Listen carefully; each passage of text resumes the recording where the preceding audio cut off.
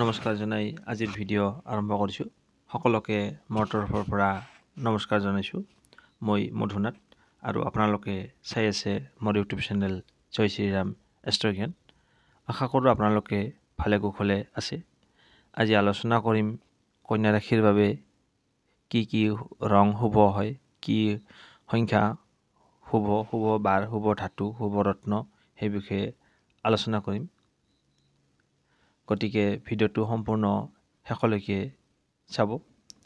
যিসকলে এতিয়ালৈকে মোৰ চেনেলটো ছাবস্ক্ৰাইব কৰা নাই, এতিয়াই ছাবস্ক্ৰাইব কৰি অল নটিফিকেশ্যন প্ৰেছ কৰি থওক, যাতে যেতিয়াই মই নতুন ভিডিঅ' আপলোড কৰোঁ সৰ্বপ্ৰথমে আপুনি চাব পাৰে। এনেধৰণৰ নতুন ভিডিঅ' পাই থাকিব। আৰু ভিডিঅ'টো চাই কেনে পাই জনাব।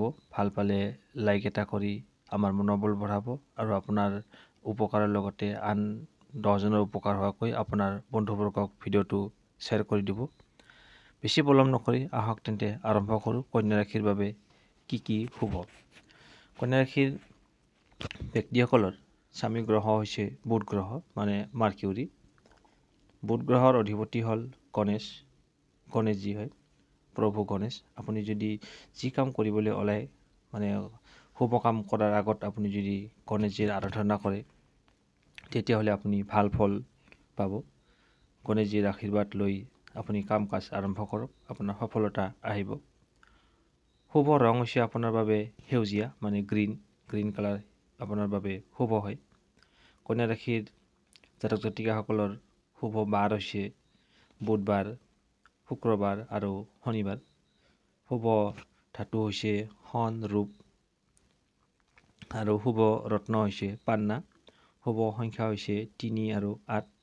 আপুনি যেতিয়া মানে নতুন কাম কিবা এটা আৰম্ভ কৰিবলৈ ওলাব, যদি 3 তাৰিখ হয় নাইবা 8 তাৰিখ হয়, তেতিয়াহ'লে 3 তাৰিখত যদি বুধবাৰ নাইবা শুক্ৰবাৰ হয়, তেতিয়াহ'লে আপোনাৰ বাবে বহুতেই ভাল।